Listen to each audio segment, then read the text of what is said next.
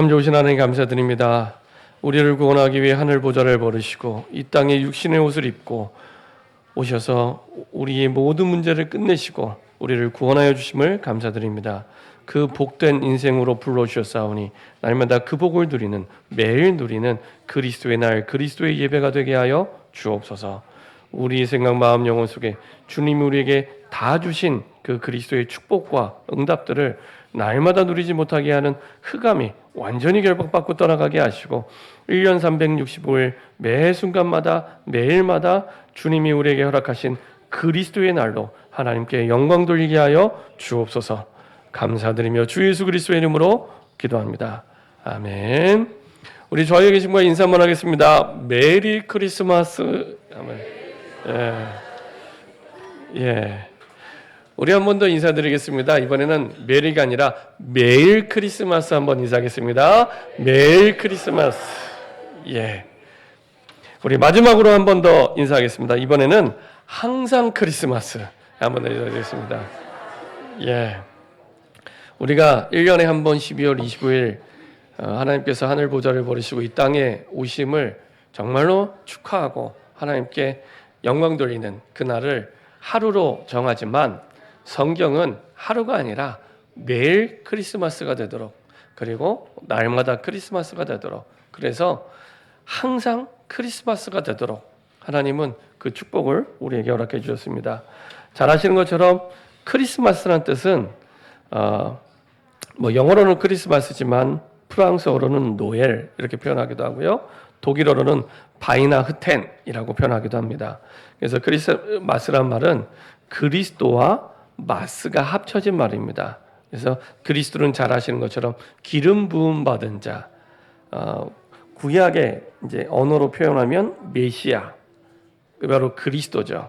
그래서 참 왕, 참 제사장, 참 선지자라는 의미를 가진 그리스도, 예수님이 이 땅에 오셔서 하신 일이죠.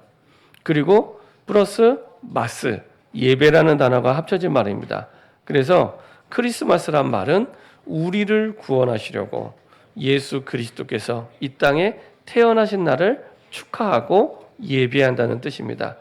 그래서 예수님이 이 땅에 태어나신 그날을 축하하고 예배하는 것이 하나님의 뜻은 하루만 그런 것이 아니라 매일 크리스마스가 되도록, 그리고 우리의 모든 상황 가운데 항상 크리스마스가 되도록, 이것이 하나님의 뜻이고 그리고 하나님의 계획입니다.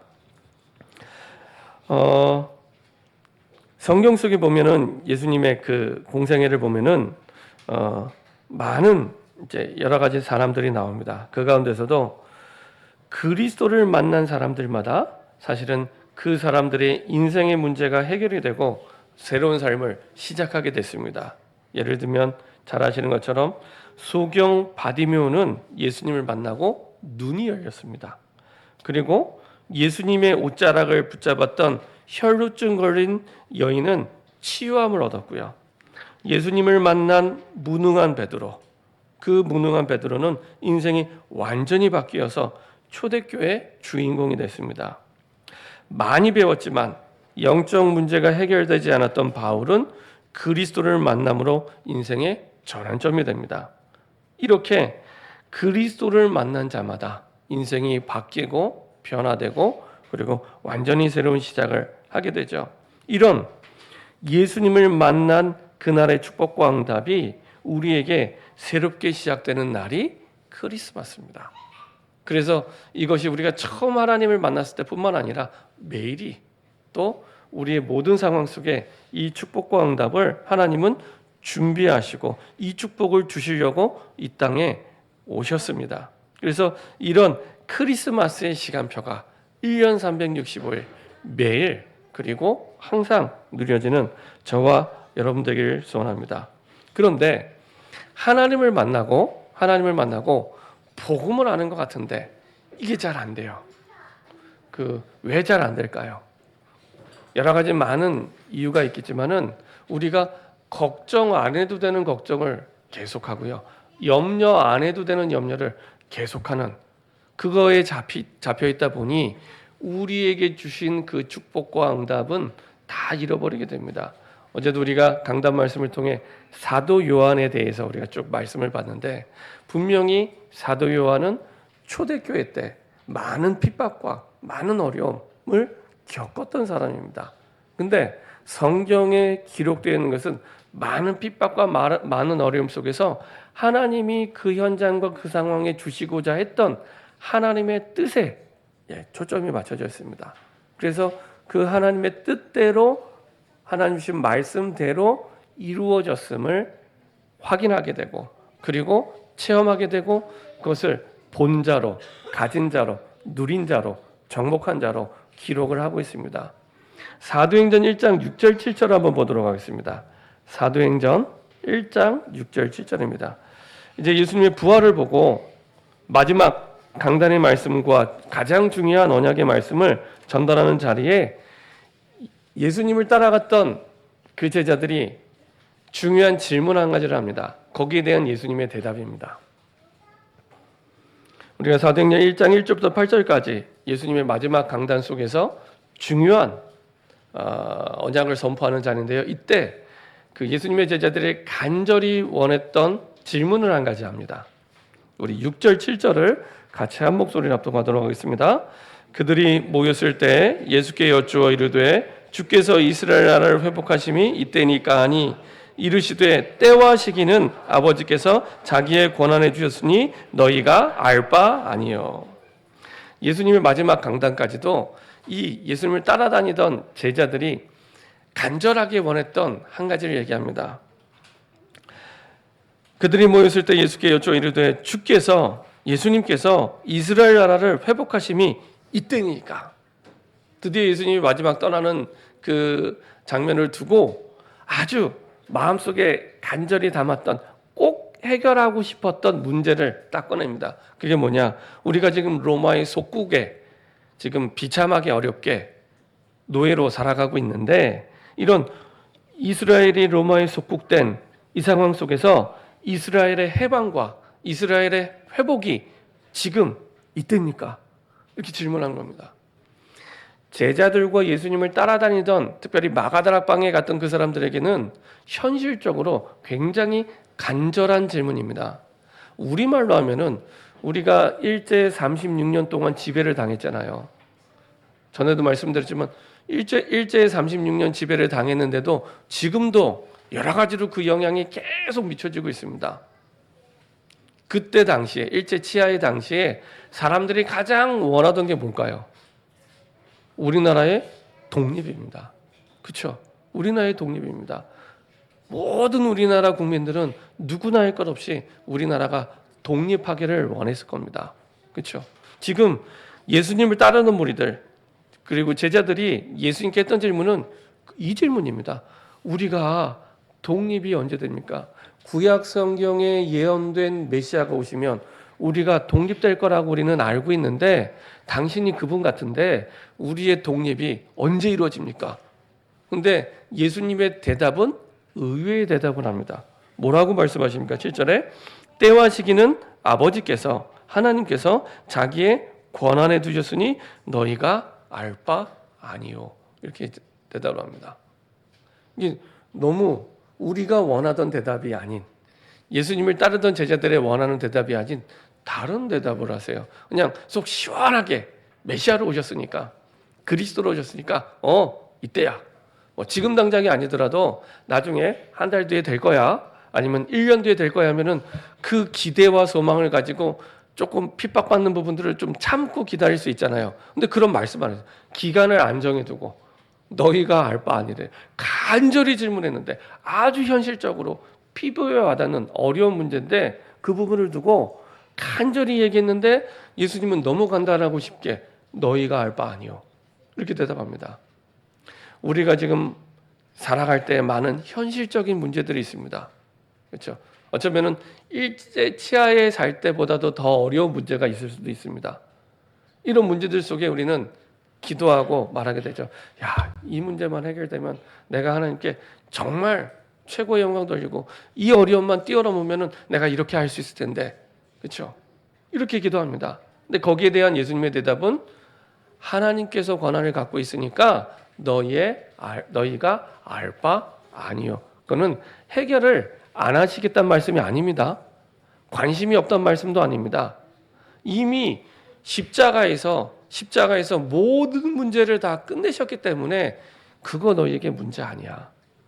그거 너희에게 문제 아니야. 우리는 현실적으로 굉장히 큰 문제인데 그거 너희의 문제 아니야. 이렇게 말씀하신 거예요. 그거보다 더 중요한 게 있어. 이 중요한 걸 붙잡으면 이거는 따라오면서 해결이 되는 거야. 어제도 중대원 때 그 중직자 간증을 쭉 듣는데 그 나왔던 중직자가 이렇게 포럼하면서 간증하는데 그 얘기를 하더라고요. 이제 막 예수님을 믿고 신앙생활을 시작했는데 이제 그런 생각을 했대요. 내가 요 문제만 해결이 되면 내가 하나님께 이것도 하겠습니다. 내가 이것만 해결이 되면 하나님이 원하시는 거 요거 하겠습니다. 이렇게 생각을 했대요.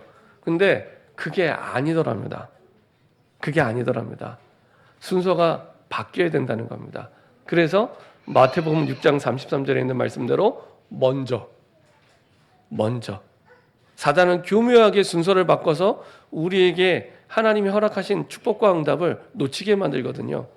먼저 그의 나라와 그의 의를 구하라. 그리하면 이 모든 것을 이것만 빼고 내가 해결할 수 없는 큰 어려움만 빼고 이런 말 없습니다. 너희에게 이 모든 것을 더하시리라. 그 앞부분은 더 확실하게 말씀하십니다. 너희 천부께서 너희의 필요한 것을 다 아신대요. 다 아신대요. 지금 이 사도행전 1장 6절에 질문을 했던 예수님의 제자들, 따랐던 무리들의 그 마음을 모르는 게 아닙니다. 누구보다도 예수님은 잘 아세요. 근데 그거 문제 아니야. 그거 문제 아니야. 문제가 아닌 걸 문제로 붙잡고 있기 때문에 너희 알 바 아니야. 그리고 나서 비교할 수 없는 가장 중요한 언약을 말씀하시죠. 그게 사도행전 1장 8절입니다. 오직 다른 거 염려 안 해도 돼. 오직이란 말은 이거 하나로 충분하다는 얘기입니다.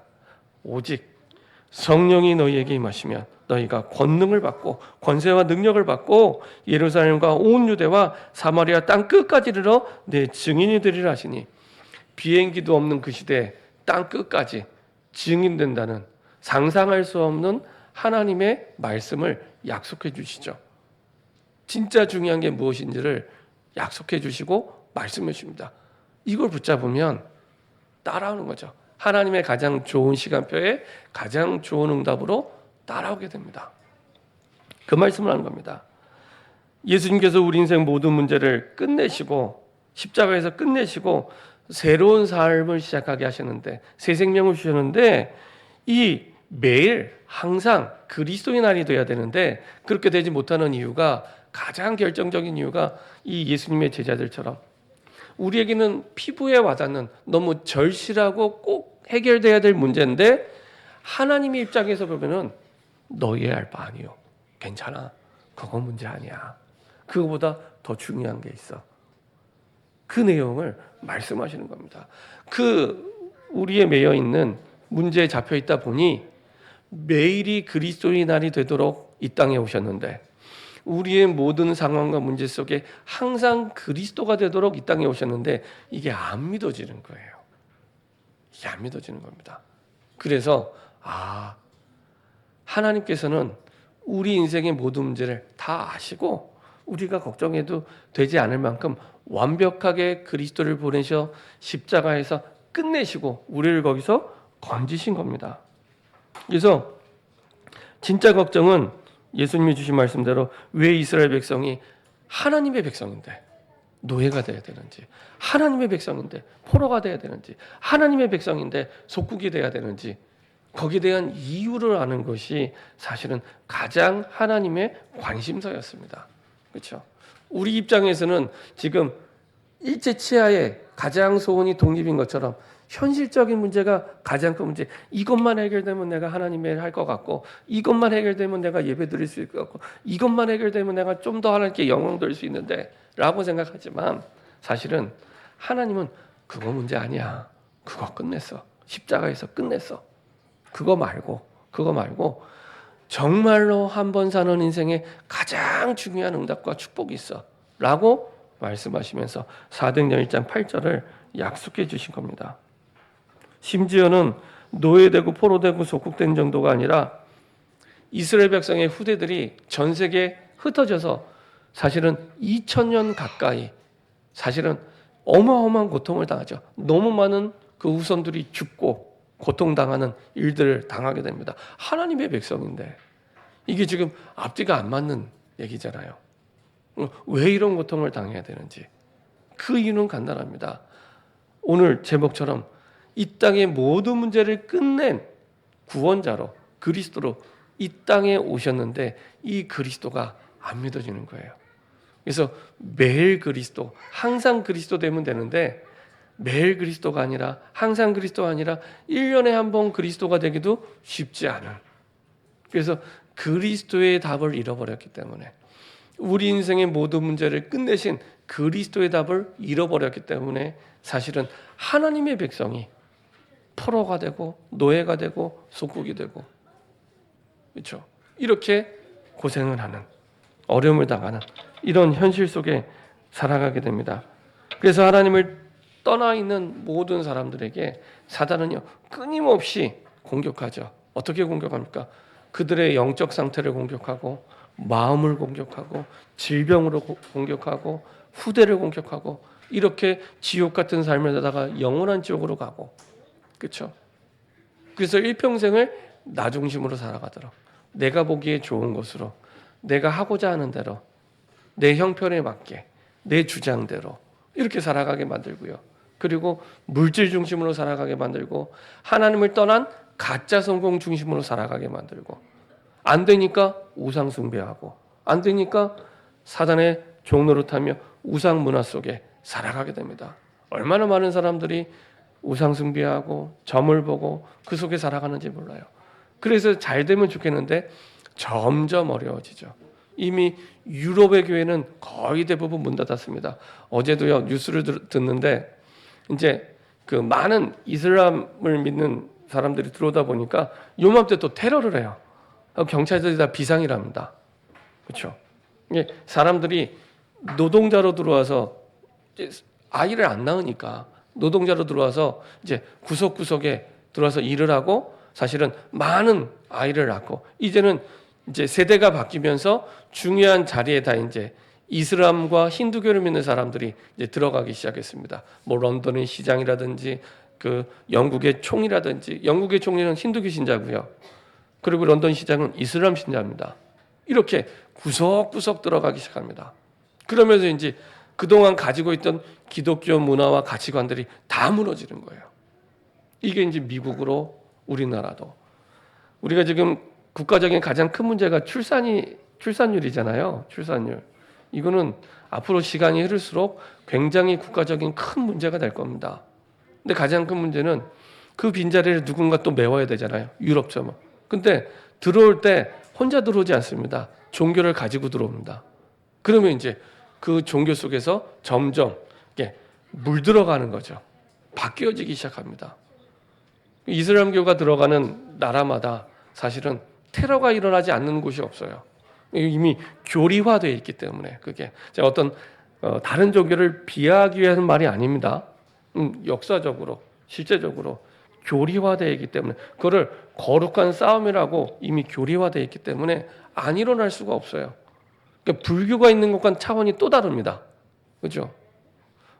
불교가 있는 날에 막 테러가 일어나고 크리스마스에 막 공격을 하고 이런 일이 일어나지 않잖아요. 그렇죠? 근데요 급속도로 우리나라도 이슬람교 신자들이 들어옵니다. 이미 너무 많은 곳에 보이지 않는 곳에 기도처가요 이미 세워져 있고 이슬람 성전이 세워져 있습니다. 그렇죠? 그리스도의 복음을 내가 누리지 못하면 멈춰 있는 게 아니라 점점 흑암의 현장 속으로 바뀌어지게 되고 우리의 후대는 더 큰 어려움 속에 무너지게 되죠. 그래서 이것을 해결하기 위해 우리가 첫 번째로 꼭 알아야 될 것이 예수님이 단순히 오늘 봤던 말씀대로 갑자기 어느 날 오신 게 아닙니다.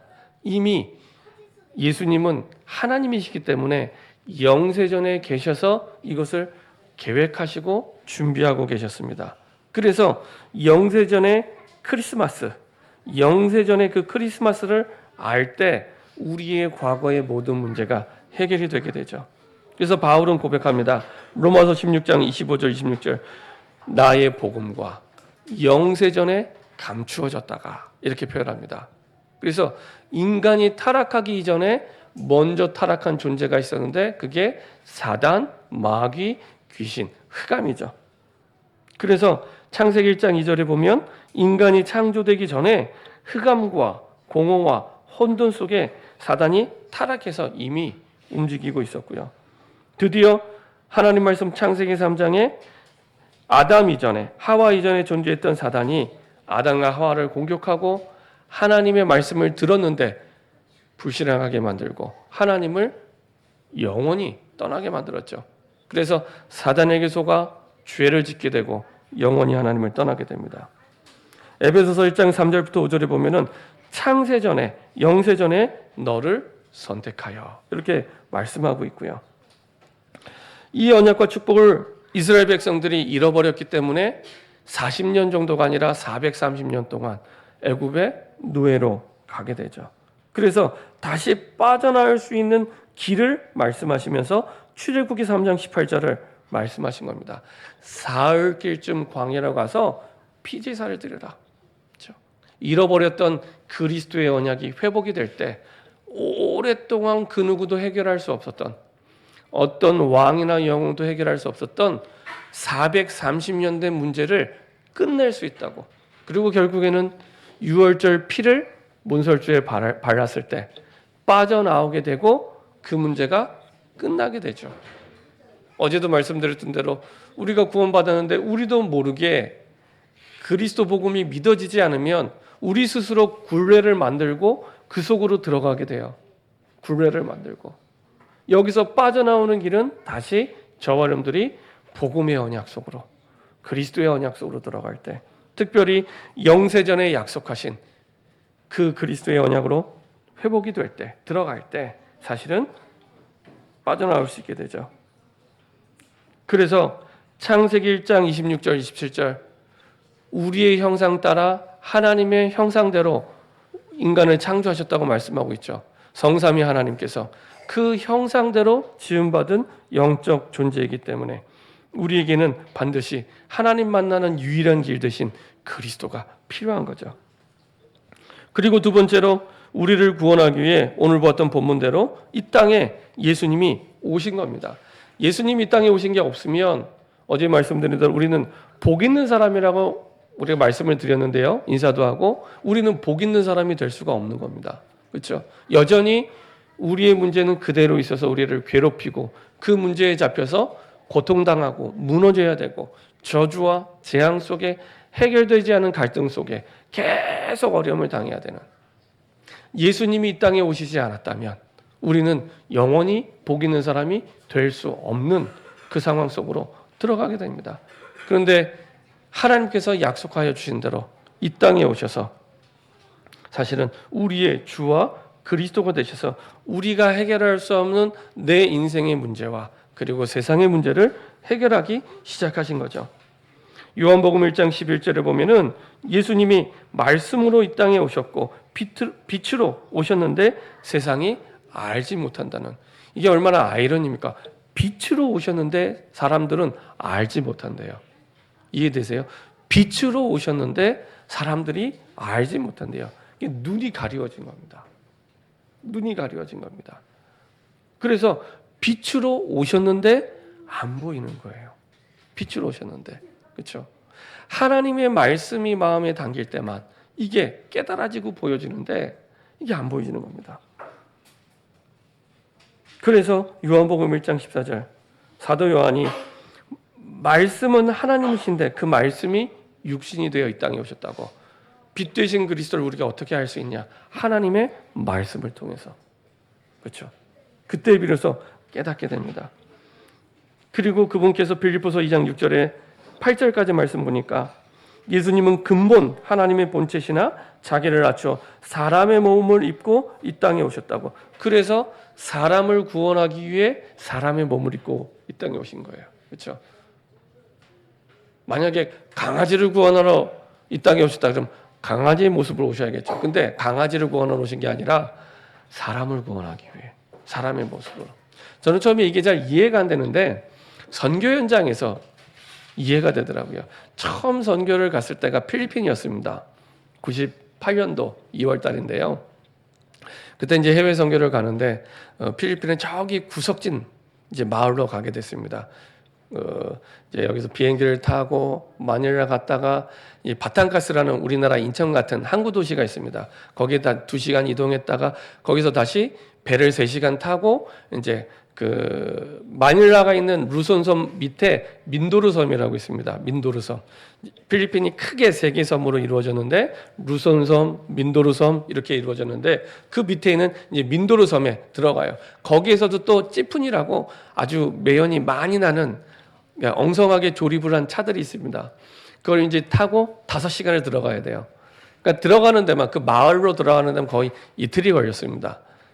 그 마을에 들어가서 복음을 전해야 되는데 말이 안 통하잖아요.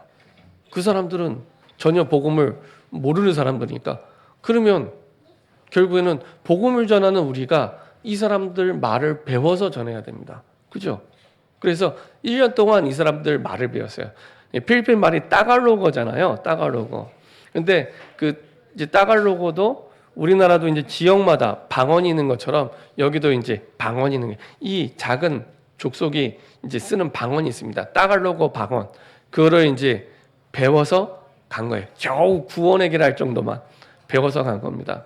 그래서 가서 복음을 전하는데 듣고 영접을 하는 거예요. 그래서 그렇구나. 우리가 하나님을 알 수도 없고 깨달을 수 없기 때문에 우리를 구원하기 위해 우리가 깨달아 알 수 있도록 이 땅에 사람의 옷을 입고 육신으로 이 땅에 오셔서 우리가 해결할 수 없는 죄 문제를 끝내신 거구나. 그 선교 현장 속에서 이해가 되더라고요. 복음을 모르는 사람은 스스로 할 수가 없기 때문에 우리가 그 사람의 눈높이에 맞춰서 준비하고 복음을 전했던 것처럼 하나님께서 하늘 보좌를 버리시고 우리를 구원하기 위해 사람을 구원하기 위해 사람의 모습으로 오셨구나. 그렇죠? 특별히 오늘 보니까 이렇게 말씀하고 있습니다.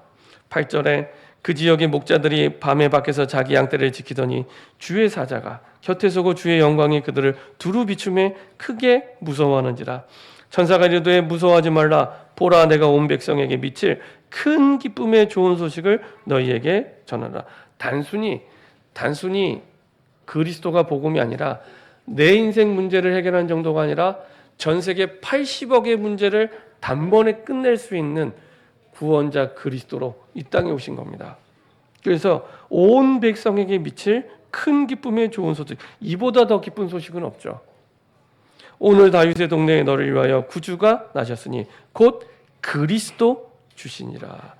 약속대로 다윗의 동네에 태어날 것을 이미 수백 년 전에 약속하신 그 약속대로 다윗의 동네. 우리가 앞부분에 그 2장 누가복음 2장 앞부분에 읽지 않았지만은 사실은 이 요셉과 마리아가 그 인구 조사를 위해서 이 베들레헴으로 이동을 한 겁니다. 원래 이 동네 산 게 아니고 다른 동네를 살았는데 인구 조사하는 것 때문에 그때 당시에 로마의 속국인 나라들은 2년에 한 번씩 인구 조사를 했어요. 2년에 한 번씩.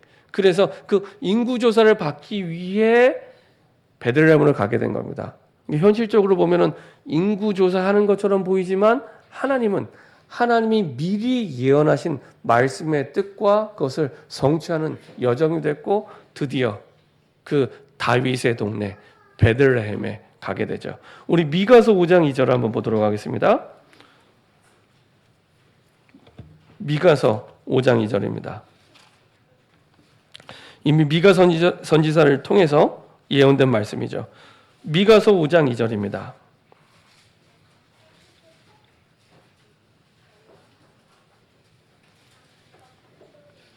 예수님이 오시기 수백 년 전에 이미 약속하시고 예언된 대로 성취하신 거죠. 미가서 5장 2절입니다.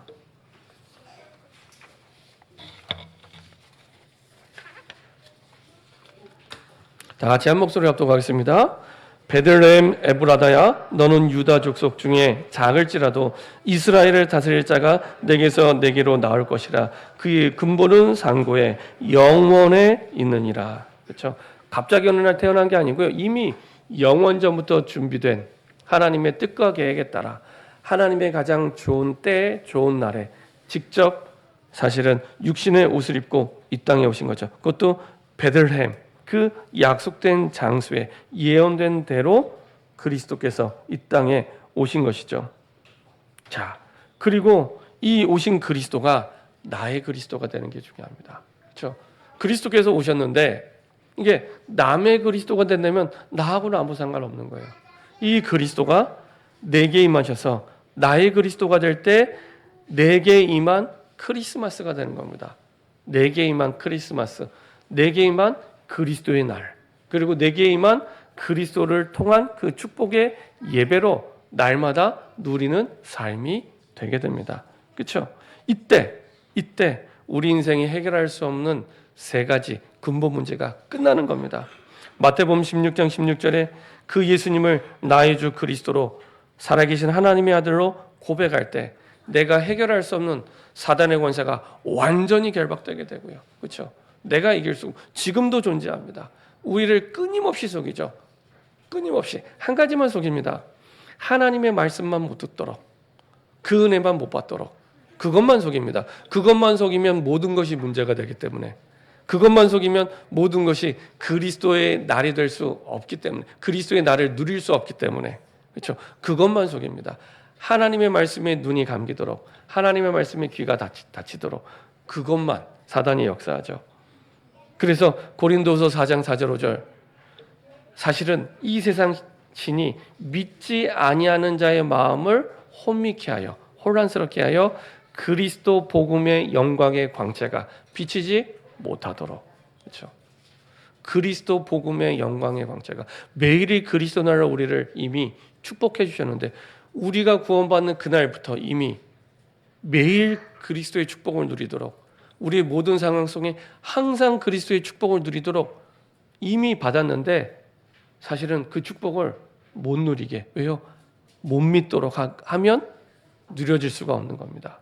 그래서 우리를 혼란스럽게 해서 그리스도 복음의 영광의 광채만 딱 못 누리도록 이렇게 만든 거죠. 그래서 사단을 꺾으신 그리스도께서 나의 그리스도가 될 때 그 흑암이 무너지기 시작하고요. 그 사단이 가져다 둔 죄의 문제, 그 죄로부터 시작된 재앙과 그리고 저주의 문제를 그리스도께서 완전히 꺾으시고 나의 모든 죄를 용서해 주신 것처럼 모든 사람을 용서할 수 있는 축복 속으로 들어가게 됩니다. 그렇죠? 내가 받은 구원과 내가 용서받은 구원을 생각하면요, 세상에 어떤 사람도 용서할 수 있습니다.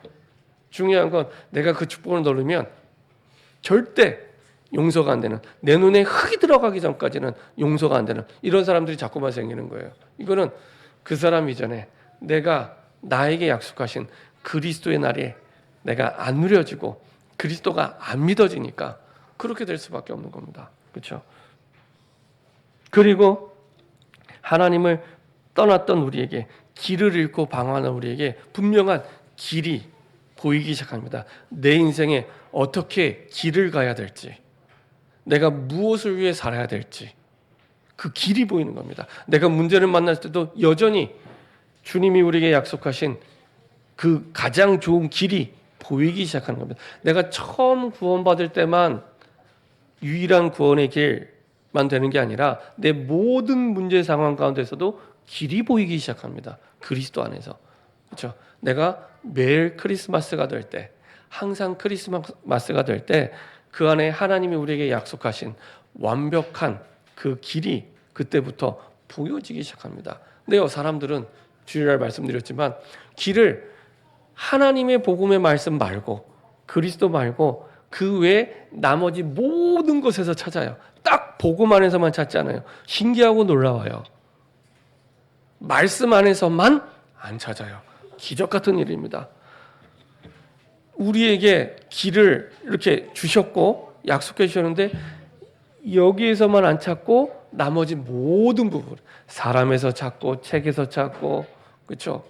TV에서 찾고 인터넷에서 찾고 드라마에서 찾고 영화에서 찾는데 말씀에서만 안 찾아요. 기적 같은 일입니다. 말씀 속에만 하나님의 정답이 있습니다. 정답. 여러 가지 답 가운데 하나가 아니고요. 정답은 하나님의 말씀 속에만 있습니다. 근데 정답만 안 찾아요. 그러니까 얼마나 어렵겠습니까?